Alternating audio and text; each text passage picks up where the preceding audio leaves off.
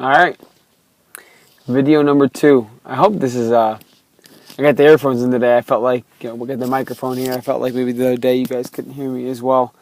The way I got the iPad position, so. But, yeah, I hope everybody is enjoying the video. There hasn't been too many views yet, but you never know. It could pick up out of nowhere, I guess. But, to reiterate what I was saying yesterday, pretty much the reason for these videos, again, is I don't feel that there is a collective feeling that everybody can be themselves anymore. And coming from an individual like me, I'm mega anxious. I'm a very anxious guy, very energetic, but a lot of anxiety, and I was always worried how somebody felt about my actions, right? It's good to be considerate to people, good to be polite and all that stuff, right? The golden rule, do unto others as you would like to done to yourself. But it comes a time, bro, like, it got so crazy where I'd worried about if I kicked the back of somebody's seat on the train, I'd be thinking about it all night. And I don't know if anybody else does that. Does anybody else feel that way too? I get anxious about the weirdest stuff. I mean, anxious about serious stuff too, about money and the future, but a lot of it is things we can't control. So that's another thing I wanted to talk about was anxiety and how to handle that as well. I'm running the marathon for diabetes, the Chicago Marathon, on October 8th. My aunt died of diabetes in 2005. She was also my godmother, my dad's sister. And her husband was my confirmation sponsor, and he passed away the year before her, and she kind of died of a broken heart, plus the complications of the disease. So, to anyone out there, obviously, who's lost somebody in any fashion, it's a hard thing, and I hope everybody's doing well. Yeah, so like I said, I'm not really sure if I'm going to have a format to these videos or not. I think I should have some more structure to them. I'm kind of going off the top of the head, off whims and stuff like that, because I'm trying to get it. I don't want to just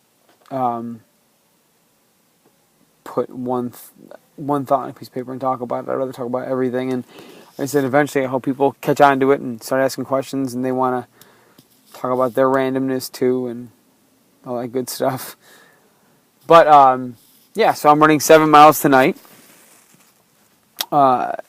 Have to taper it down, they say, from the upper mileage until the week of and all that. My training wasn't exactly as on point as I wanted it to be, but that was just me and my girlfriend Tiffany bought a new house. We traveled a lot, had visitors and stuff like that, so it's just been really difficult to get a solid or consistent training schedule. And I'm gonna do it. I'm gonna do it for my aunt. I'm gonna do it for all the people who supported me throughout the training, and we're gonna be there on the day of. My mom, my dad, my cousins, and Tiffany. The other day I left you with 2 songs. One was Lakeshore Drive by Alliota Haynes and Jeremiah, and D.A. Smart's Walk With Me.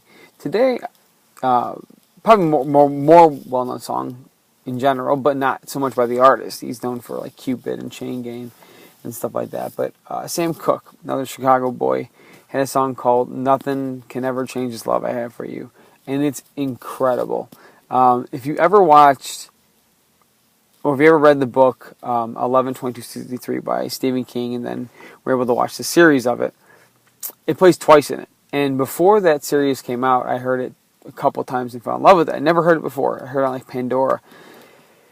And then I heard it on the show, and I lost my mind because it's not a real well-known song. And I think everybody would appreciate it, and everybody should have the opportunity to listen to it. It's great. I'm trying to think of a Chicago song, like kind of underground song that a lot of people would like. Maybe I'd go with Twista and the Speed Knot Mobsters, Legit Ballers, off their album Mob Stability. That's a classic. I can't really explain it. I remember the first time I heard it, they talk about, one of the rappers in the song's named Maze. It talks about going to the North Riverside Mall, and I grew up, 5 minutes from there. And yeah, it was cool, for once, some kind of music, and you could relate to it on a different scale than just emotions and stuff like that, physicality of it. So, yeah, I'm going to keep doing this. I hope everybody's enjoying it. Just like I said, I want to speak my mind, but really I want others to speak their mind to me. So it's kind of hard to get these things rolling unless people are watching or people are commenting and stuff like that. Subscribers, you don't have to subscribe or nothing like that. Just comment. Let me know what you think. I really want to get this off on a good foot, you know. Right now, health is a big part of it. Healthy eating and exercising. So we could go over those kind of things. What I do, you know, in the morning I have 3 apples with some peanut butter, a snack on raisins and almonds pretty much until lunch, and most of the time just have a protein bar, a real healthy one like Power Crunch, which you gotta check out. If you guys have never checked out Power Crunch bars, they're like big wafers and they taste delicious, like 200 calories, unreal. And then Tiff and I always have dinner together. Usually, we cut up fruit and some meat, or we cook we cook a big meal of protein. Always got a protein with that, and then I go for my run or I work out and things like that. So I love to talk about that. I love to talk to somebody more about mental health and kind of honing that ability to be able to really control what you're thinking, control your mind, and be able to push yourself into new things. That's what I have most trouble with. I'm my biggest roadblock. I can talk to anybody, and people always say I have the most potential, and I'm punctual, I'm polite, and whatever. I need to get out of my own way. I limit myself. You know, I didn't grow up with a ton of money, so and I was still happy. My parents are still happy with what they had and what they gave to us. That I become complacent very easily. And complacency is not a bad thing.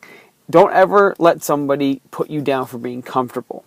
Okay, but there's a difference between being complacent and being comfortable and being happy.